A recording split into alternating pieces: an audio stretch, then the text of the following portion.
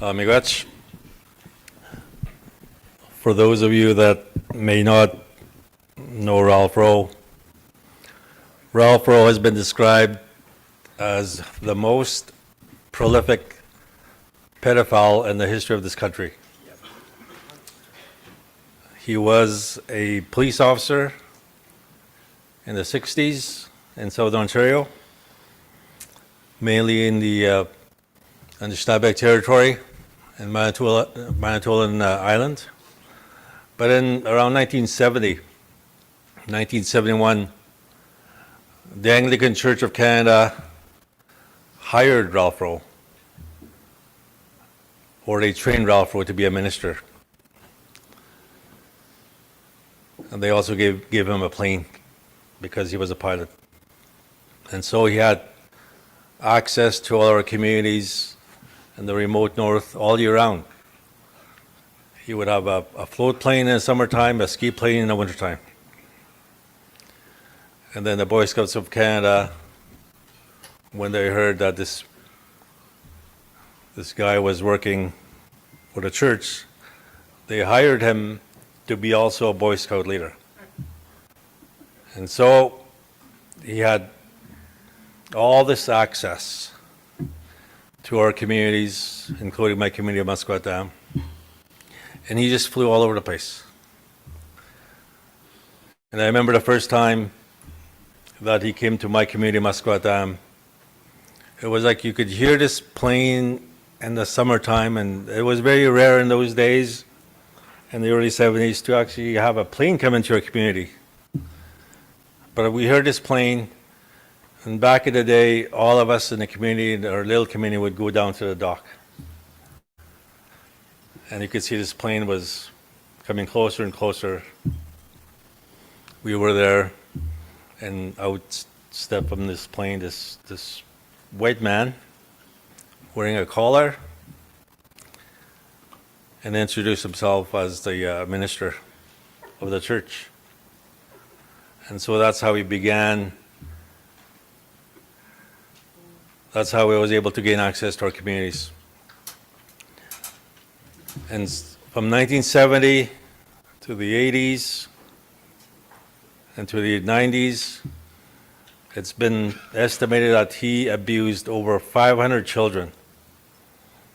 Over 500 children. And many of those, as my friend Raymond mentioned, were my classmates as well, from my own community. And what makes it even more painful for these survivors that are up here is that they also had to try to convince, in some cases, their own parents, their own church leaders, that they've been harmed by this person, because in many instances they were not believed. And I remember the first time that a group of these survivors came together in the early 90s, and they brought charges against Ralph Rowe. And there was a court hearing in ऊkiᒪwi:n Lake in 1993. And I was a deputy chief in my community at that time, and I heard about this court hearing that was going to happen in ऊkiᒪwi:n Lake, and we chartered a little plane, myself and a few other mental health workers and trained counselors to go there and be with the survivors that were there, because we knew that they needed support. And what was telling about the setup at the small gymnasium in ऊkiᒪwi:n Lake is when you walk in.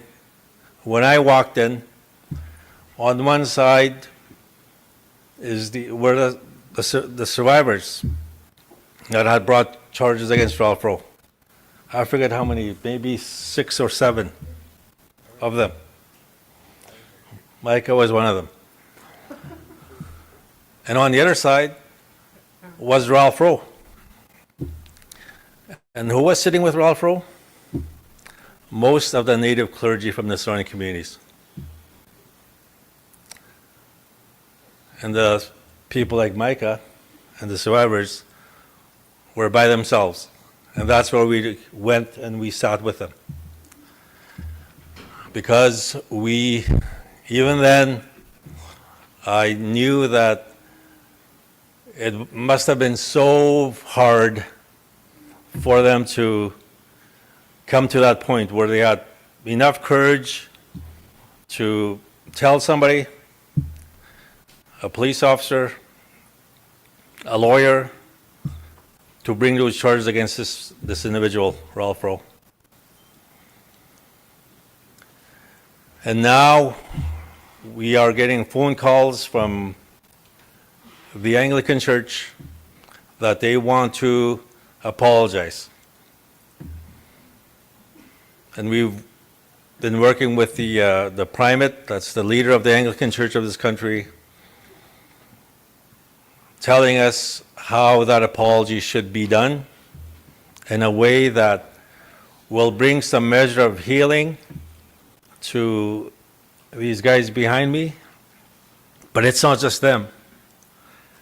It's their partners, their spouses, their kids, their grandchildren.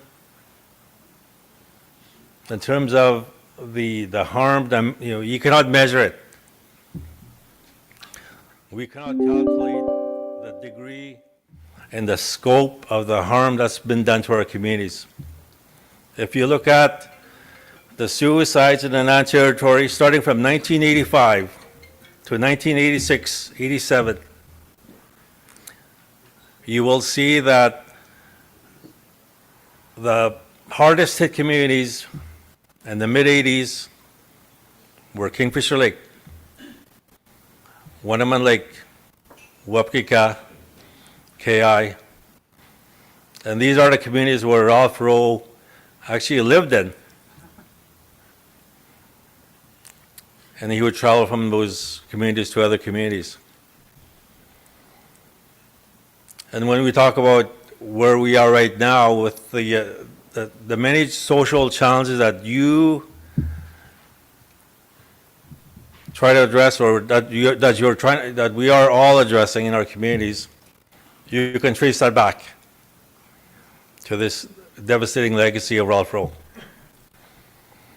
We know that out of that, over 500 of those that he harmed and abused, many of them are no longer with us. That they chose to end their pain by ending their life. And I'm just so grateful to see these brave individuals that are still here with us. And I can name names that some of those have been named that not only took their lives, but they also they gave up hope. And one of them is one of my brother-in-laws from North Caribou Lake, Lloyd Sayak. He was here in Thunder Bay for 4 years, just in the streets. I mean, sometimes you would see him. It's like you couldn't reach him. It's like you couldn't do anything that would bring him back. And he passed away in October of this year. And so I just want to acknowledge his wife Tracy, their kids. And that's a story of so many of these young men that were harmed. That it's not only impacted their own lives, but their kids, their grandchildren, and similar to the Indian residential school experience, is having a intergenerational impact.